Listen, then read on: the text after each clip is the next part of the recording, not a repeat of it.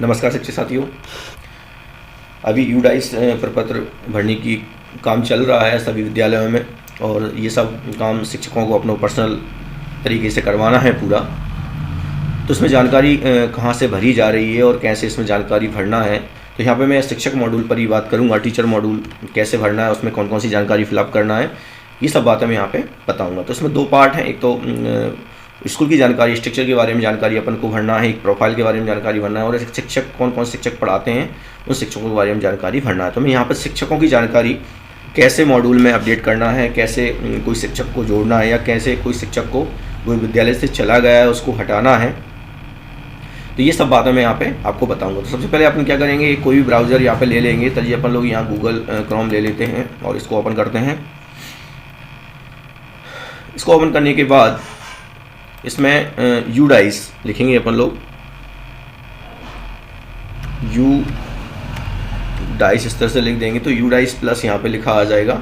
UDISE plus ये यहाँ पे अपन लोग ओपन करेंगे तो यहाँ यूडाइस में ये प्लस लगा हुआ है इस तरह से यहाँ पे। तो यहाँ पे क्या, यूडाइस का मीनिंग ये होता है unified district information system of education, है ना। शिक्षा के क्षेत्र में एक इंफॉर्मेशन के लिए एक कोड बनाया जाता है, और यूनिक अपन जानते हैं कि डाइस कोड जो होता है वो भी इसी से कनेक्टेड यहाँ पे होता है, unified district information system of for education plus. ठीक है, यहाँ से अपन उस पर क्लिक करेंगे और आगे बढ़ेंगे।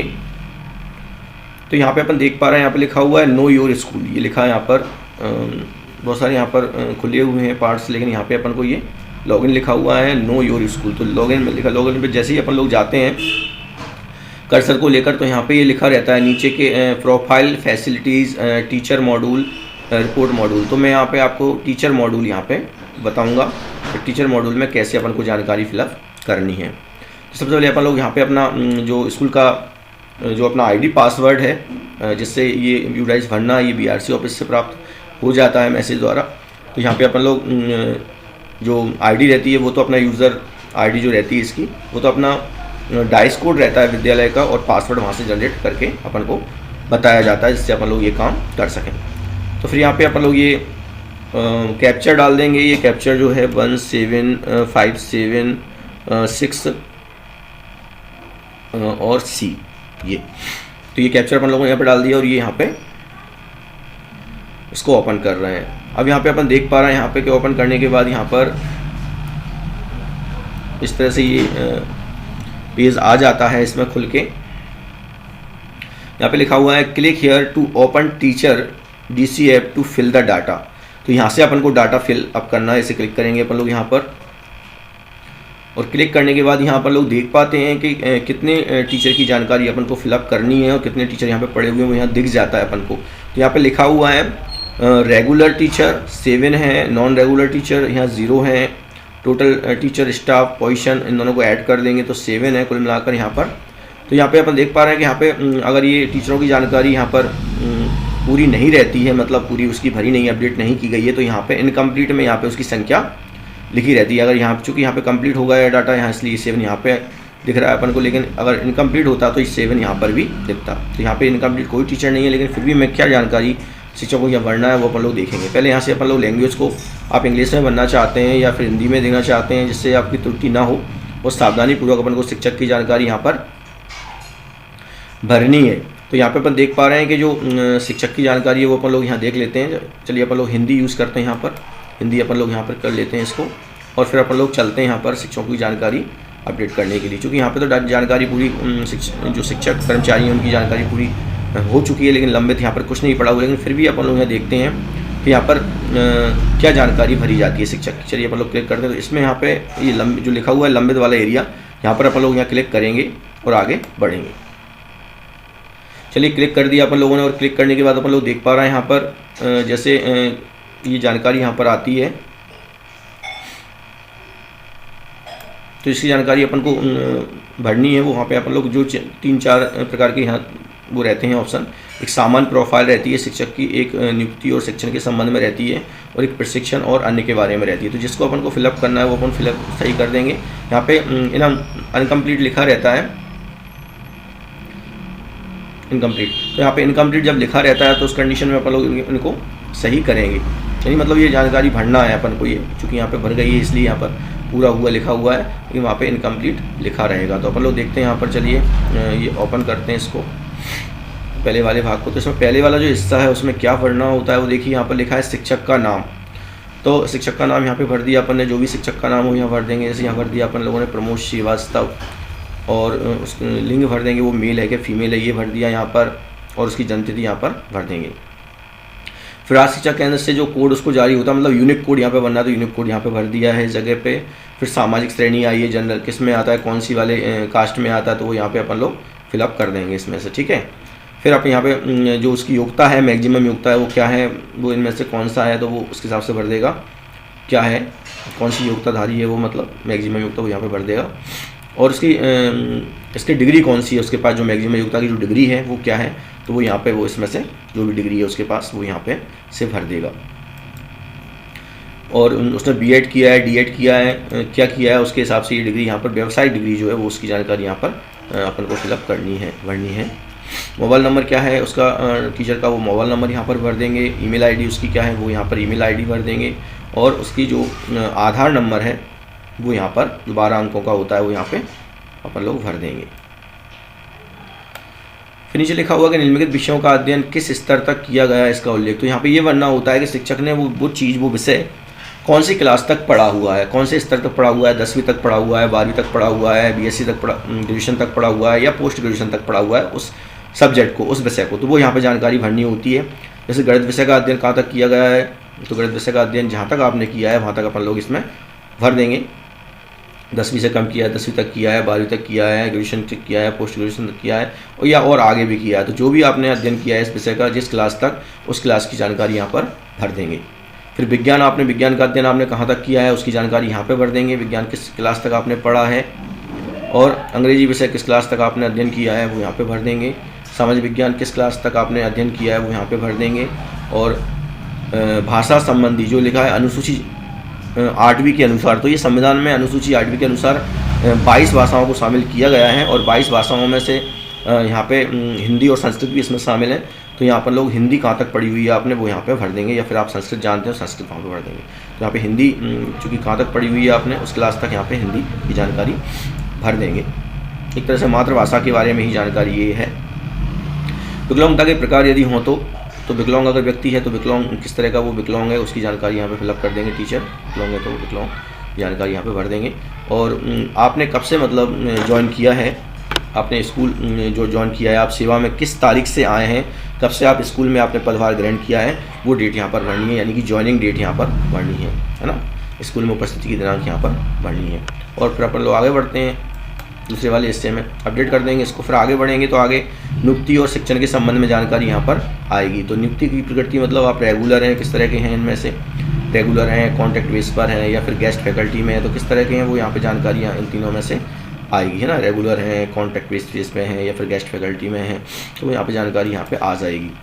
फिर यहाँ पर चूँकि सभी प्राथमिक शिक्षक, माध्यमिक शिक्षक और उच्च माध्यमिक शिक्षक बन चुके हैं, लेकिन इसमें डाटा में वही डाटा पुराना चला आ रहा है, अध्यापक, सहायक अध्यापक और वरिष्ठ अध्यापक, तो अपन लोग उनका यूज यहाँ पे कर लेंगे। जैसे अध्यापक हैं तो यहाँ अध्यापक, सहायक अध्यापक कहते हैं सहायक अध्यापक, और वरिष्ठ अध्यापक कहते हैं वरिष्ठ अध्यापक। और भी जो टीचर, जिस टाइप का जो टीचर है, जो उसकी पोस्ट है, जिस नाम से उसकी पोस्ट है, वो पोस्ट यहाँ पर भर देगा वो।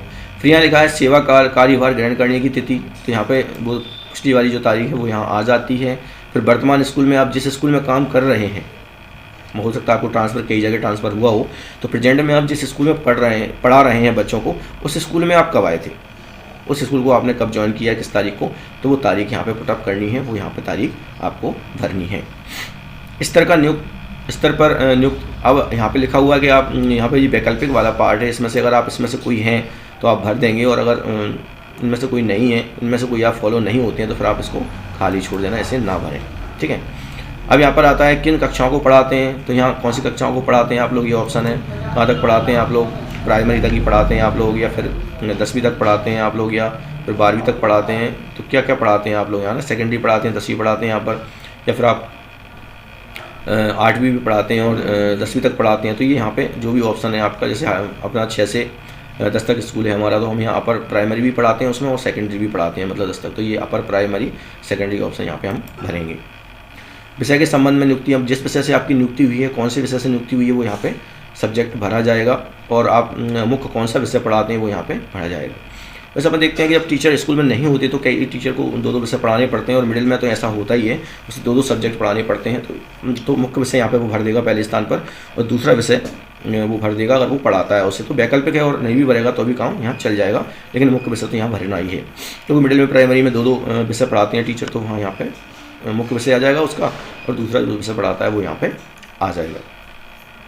फिर यहाँ पे लिखा है क्या शिक्षक प्रतिनियुक्ति पर है, मतलब शिक्षक तो है लेकिन वो और कहीं काम कर रहा है किसी नियुक्ति पर। जैसे मान अपन देख रहे हैं यहाँ इन डेपुटेशन, नॉट इन डेपुटेशन में नहीं है, वो ब्लॉक में काम कर रहा है, डिस्ट्रिक्ट में काम कर रहा है, डाइट में काम कर रहा है, स्टेट लेवल पर काम कर रहा है या फिर दूसरे वाले स्कूल में काम कर रहा है। तो अपन लोग उसके हिसाब से यहाँ पे देखेंगे। तो डेपुटेशन में वो कहीं नहीं है तो यहाँ पे नॉट वाला ऑप्शन यहाँ पे आएगा, यहाँ पे वो कहीं भी नॉट इन डेपुटेशन है ना, नॉट एप्लीकेबल तो इसमें आ जाएगा नॉट डेपुटेशन या नॉट एप्लीकेबल, मतलब स्कूल में ही है वो, तो फिर यही वाला इस यहाँ पे आएगा। अब आप लिखा है कि शिक्षक दूसरे स्कूल में अतिथि या संपर्क के रूप में पढ़ा रहा है, मतलब शिक्षक जो है तो है इसी स्कूल में लेकिन वो दूसरे वाले स्कूल में पढ़ाने जाता है, उसमें संपर्ककर्ता के रूप में काम कर रहा है। तो ऐसी स्थिति में अगर वो ऐसा करता है तो फिर यहाँ पे एस आएगा और नहीं करता तो फिर यहाँ पे नो आएगा, मतलब 2 आएगा ऑप्शन। तो अपडेट कर देंगे, जानकारी जो है ना नेक्स्ट पहुँच जाएगी, है ना। इसके बाद यहाँ अगले क्रम में आता है कि CWSN जो बच्चे होते हैं, जो विशेष नीड वाले चाइल्ड विद स्पेशल नीड वाले बच्चे, दिव्यांग बच्चे होते हैं, उनके अध्यापन हेतु प्रशिक्षण प्राप्त किया है तो यहाँ एस कर देंगे और नहीं प्राप्त किया है तो नो कर देंगे। कंप्यूटर संबंधी जानकारी बच्चे उसको आती है, टीचर को उसका अध्यापन किया, उसके पास उसका डिप्लोमा है जो भी है, तो अगर है तो एस कर देंगे और नहीं है तो फिर ये नो कर देंगे यहाँ पे, है ना। कोई प्रशिक्षण प्राप्त किया है कि उन्होंने, तो वो यहाँ प्रशिक्षण के बारे में लिख देंगे। अगर प्रशिक्षण प्राप्त किया है कोई सा उनमें से तो प्रशिक्षण के बारे में यहाँ पे लिख देंगे। अगर कोई प्रशिक्षण की उसे आवश्यकता है, अभी लग रहा है कि इसकी मुझे प्रशिक्षण इसका मिलना चाहिए, तो वो यहाँ पे इनमें से कोई भी प्रशिक्षण अगर हो तो, और अगर नहीं है तो फिर नॉट रिक्वायर्ड कर देगा, प्रशिक्षण की आवश्यकता उसे नहीं है। गैर शैक्षणिक कार्यों पर व्यतीत कार्य, अगर मान लो उस टीचर ने पढ़ाने के अलावा और कहीं ड्यूटी उसकी लगी हुई है, उस समय के लिए लगी हुई गैर शैक्षणिक कार्य उसने किए हैं, तो वो यहाँ पर संख्या लिख सकता है, कार्य दिवस लिख सकता है वो, ठीक है। पिछले शैक्षणिक वर्ष 2021-22 में प्राप्त सेवाकालीन, अब उसने सेवाकालीन प्रशिक्षण प्राप्त किया हुआ है और कहाँ BRC में प्राप्त किया है या CRC में प्राप्त किया है या फिर डाइट में प्राप्त किया है, फिर अन्य जगह प्राप्त किया है, तो वो यहाँ पर संख्या अपन लोग उसकी भर सकते हैं पुराने वाले सत्र के लिए। अब भाषाओं का ज्ञान यहाँ पे आता है कि भाषाएं जिनमें साधक को कार्य साधक ज्ञान है, मतलब कह सकते हैं कि इन भाषाओं में वो काम करने के लिए सक्षम है। अगर वो टीचर है और वो इन भाषाओं में काम करने के लिए सक्षम है तो उन भाषाओं की जानकारी यहाँ पे डालें कि वो हिंदी में सक्षम है तो हिंदी भर देगा यहाँ पे, अगर इंग्लिश में सक्षम है कार्य करने में तो इंग्लिश भर देगा, और संस्कृत में सक्षम है तो संस्कृत, और तीनों में सक्षम है तो तीनों भर देगा, मतलब अगर तीनों भाषाओं में वो सक्षम है कार्य करने के लिए तो तीनों भाषा यहाँ भर देगा। फिर हम लोग यहाँ पे देखते हैं कि आगे ये बात आती है यहाँ पे कि क्या विशेष आवश्यकता वाले बच्चों की शिक्षा के लिए विशेष संसाधनों का उपयोग किया जा रहा है, मतलब विद्यालय में जो CWSN वाले जो बच्चे हैं उनकी शिक्षा के लिए कोई साधन का उपयोग किया जा रहा है, तो ऐसा नहीं किया जा रहा है तो नो आ जाएगा यहाँ पर, है ना। क्या बच्चों की सुरक्षा सुनिश्चित करने के लिए स्कूल की सुरक्षा और सुरक्षा हिसाब किताब की जाँच में प्रशिक्षण हुआ है, मतलब स्कूल में बच्चों की सुरक्षा सुनिश्चित करने के लिए स्कूल में सुरक्षा और सुरक्षा हिसाब का जो जाँच में प्रशिक्षण हुआ है कि नहीं हुआ, कैसे मतलब सुरक्षा निर्धारित करेंगे बच्चे सही हैं कि नहीं है, उसके लिए तो प्रशिक्षित हैं कि नहीं है आप, अगर हैं तो ऐसा नहीं है तो फिर नो आ जाएगा यहाँ पर। क्या साइबर सुरक्षा और सामाजिक पहलुओं पर प्रशिक्षण प्राप्त किया है आपने, किया है तो ऐसा नहीं किया है तो नो। क्या CWSN की शुरुआती पहचान समर्थन है आप, या शिक्षा समर्थन में प्रशिक्षण प्राप्त हुआ है, अगर हुआ है तो ऐसा और नहीं हुआ तो नो। क्या दूरस्थ शिक्षण कक्षाओं के संचालन के लिए ICT प्रशिक्षण प्राप्त है, मतलब आप ऑनलाइन क्लास पढ़ाते हैं बच्चों को, कंप्यूटर लैपटॉप का यूज़ करते हैं, TV का यूज़ करते हैं, इनसे पढ़ाते हैं, तो ये दूर शिक्षण संचालन के लिए ICT प्रशिक्षण का मतलब होता है कि आपको नॉलेज है क्या, तो अपन देख सकते हैं यहाँ पे कि इन्फॉर्मेशन आपको है क्या ICT जो रहता है उसके लिए। तो अपन लोग जानते हैं यहाँ पे कि बहुत सारी बातें यहाँ पे अपन को शिक्षक के बारे में भरनी होती हैं, और इन जानकारियों को भरने के लिए अपन लोग जानते हैं यहाँ पर कि जो फॉर्म रहता है इसका अपन लोग जानते हैं इसे, उसे अपन लोग देख सकते हैं आसानी से। ये बहुत सारी बातें यहाँ पे निकल कर आती हैं और अपन लोग इनको देख पाते हैं। यहाँ पे जो लिखा हुआ है अपन देख सकते हैं, इसे जो लिखा है ICT, तो इसका मतलब होता है इन्फॉर्मेशन, किसकी फॉर्म में इन्फॉर्मेशन, क्या उसकी टेक्नोलॉजी के बारे में, कम्युनिकेशन जो टेक्नोलॉजी है उसके बारे में इन्फॉर्मेशन है क्या, वो मतलब TV मोबाइल या फिर लैपटॉप द्वारा बच्चों को पढ़ा सकता है क्या, उसे संचालन की आइडियाज़ हैं क्या, उसे प्रशिक्षण प्राप्त हुआ है क्या, तो यहाँ पे एस कर देंगे, नहीं तो ये नो रहेगा। क्या वर्तमान शिक्षा संस्था में दूरस्थ शिक्षण संस्थाओं का संचालन किया गया, मतलब आपने ऑनलाइन क्लासेस पढ़ाई हैं कि नहीं पढ़ाई हैं, तो वो यहाँ पे लिखना है, एस और नो में जवाब देना है। शिक्षक उद्देश्य के लिए प्रति सप्ताह उपयोग की जाने वाली ICT, मतलब आपने किस चीज़ से बच्चों को पढ़ाया है। अगर आपने ICT का प्रयोग किया है, कंप्यूटर का प्रयोग किया है, लैपटॉप का प्रयोग किया है, टेलीविज़न का प्रयोग किया है, रेडियो का प्रयोग किया है, तो कितने घंटे किया है औसत, ये आपको यहाँ पे लिखना होगा। तो वो कितने घंटे आपने डेली बेसिस के हिसाब से यहाँ पे प्रति सप्ताह के हिसाब से किया है, मतलब एक सप्ताह में कितना समय पर खर्च किया है आपने इन चीज़ों से पढ़ाने के लिए, तो वो यहाँ पे संख्या डाल देंगे घंटों की। ओके, तो ऐसे ये जानकारी अपनी अपडेट हो जाएगी, और इस तरह से अपडेट होने के बाद ये शिक्षक की जो जानकारी है वो इस तरह से यहाँ पे दिखने लगेगी अपन को, जिस तरह से हरी हो जाएगी, हरा हो जाएगा पूरा ये हिस्सा, यहाँ लिखा हो जाएगा पूरा हुआ, कंप्लीट लिखा यहाँ पे आ जाएगा, यानी कंप्लीट किया है, कंप्लीट लिखा आने लगेगा। तो इस तरह से शिक्षकों की जानकारी आप लोग पूरी फिल कर सकते हैं, और इंग्लिश में आप बदलना चाहते हैं तो इंग्लिश में भी आप कर सकते हैं, ठीक है। और नए शिक्षक को अगर आप जोड़ना चाहते हैं, मान लो शिक्षक की कोई नई भर्ती हुई है, आपके स्कूल में कोई नया टीचर आया, तो यहाँ से ये जोड़ें जो शब्द लिखा है इसको क्लिक करेंगे यहाँ पर, जैसे अपन लोग जोड़ेंगे तो ये जानकारी यहाँ पर आज खाली आ जाएगा ऑप्शन, उसमें उसकी जानकारी, और शिक्षकों की भांति इसमें भी उसकी जानकारी फिलअप कर देंगे सावधानी पूर्वक, जिससे वो शिक्षक अपने UDIS में अपने स्कूल में संलग्न हो जाएगा, जुड़ जाएगा। तो दोस्तों इस तरह से अपन ने देखा कि शिक्षकों को, और अगर किसी शिक्षक साथी को उसमें जानकारी अपन लोग देख पा रहे हैं, अगर यहाँ से अपन लोग हटाएंगे, उसको हटाना भी है, अगर शिक्षक साथी को अपन को देखना है उसको, तो हटाएंगे कैसे, उसके लिए